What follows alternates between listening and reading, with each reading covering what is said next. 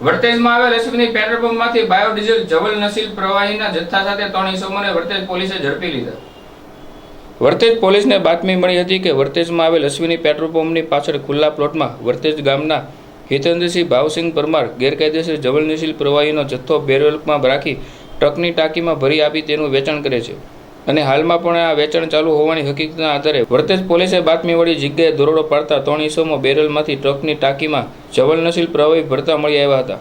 વર્તેજ પોલીસે જવલનશીલ પ્રવાહીનું વેચાણ કેટ હિતેન્દ્રસિંહ ઉર્ફે શક્તિ ભાવસંગભાઈ પરમાર, તેનો કામદાર કોમલ મોહસિનભાઈ રમજાણી અને ટોરસ ટ્રકમાં જવલનશીલ પ્રવાહી પુરવવામાં આવેલ કુલદીપસિંહ ઘનશ્યામસિંહ ગોયલને ઝડપી લઈ જવલનશીલ પ્રવાહી ભરેલા બેરલ ટોરસ ટ્રક ₹5,000 રોકડા, ઇલેક્ટ્રોનિક મોટર, પ્લાસ્ટિકની નોઝર સહિત કુલ ₹15,55,850નો મુદ્દામાલ કબજે કરી 3 ઇસમો વિરુદ્ધ ગુનો નોંધી કાયદેસરની કાર્યવાહી હાથ ધરવામાં આવી છે।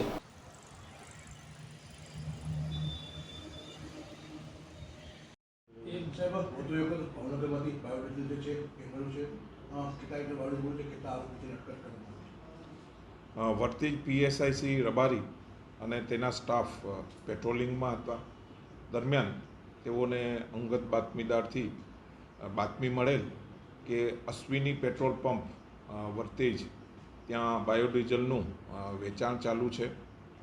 જે અનુસંધાને પીએસઆઈ શ્રી રબારી નાઓએ 2 પંચો રૂબરૂ સદર જગ્યાએ રેડ કરતા જે બાતમીમાં જે હકીકત હતી તેઓ બાયોડીઝલનો મુદ્દામાલ હોય આ સંબંધે નાપો અધિશ્રીને તથા એફએસએલ અધિકારીશ્રીને જાણ કરવામાં આવેલા અને પંચો રૂબરૂ સદરુ બાયોડીઝલનો 660 લીટરનો મુદ્દામાલ આશરે 46,000 તથા 3 આરોપીના અંગ ઝડતીમાંથી ₹5,000 તથા ઇલેક્ટ્રિક મોટર, બેરલ માપવાનું જે પાનું તથા પ્લાસ્ટિકની નોઝલ અને પ્રવાહી માપવાનું સ્ટીલની એક પટ્ટી, આમ 2,000નો મુદ્દામાલ તથા અશોક લેલન જે છે એ 15 લાખની, આમ ટોટલ જે મુદ્દામાલ જે છે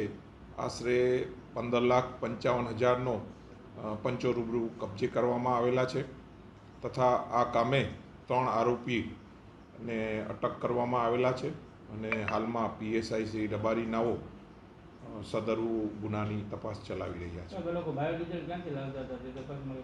બિલકુલ આ મુદ્દો તપાસના રિમાન્ડ દરમિયાન આવરી લેવામાં આવશે અને આ ગુનાની ઊંડી તપાસ કરવામાં આવશે।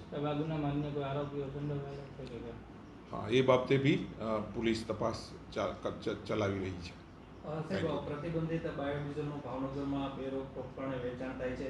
તાજેતરમાં જે સ્ટેટ મોનિટરિંગ સેલ દ્વારા પણ રેડ કરવામાં આવી હતી, તેમાં પણ હજી કોઈ પગલાં લેવાના નથી। ત્યાં બીજી તરફ વર્તેજમાં પણ જે બાયોડીઝલ પકડાણું છે એવું કહેવામાં આવે છે કે ભાજપના કોઈ પુત્રનું આમાં નામ હતું, આખો દિવસ મેરેથોન રહી તેને બચાવવા માટે। મુખ્ય આરોપીનું હજી નામ ખુલ્યું નથી સાહેબ। જે વર્તેજનો જે ગુનો દાખલ થયેલા છે તેમાં 3 આરોપીમાં હિતેન્દ્રસિંહ તથા સૌજાણી અને કુલદીપસિંહને પોલીસ દ્વારા સ્થળ પરથી અટક કરવામાં આવેલા છે અને આ બાબતે પીએસઆઈ શ્રી રબારી નાઓ દ્વારા ઊંડી તપાસ મારી સુપરવિઝન હેઠળ કરવામાં આવનાર છે। Thank you.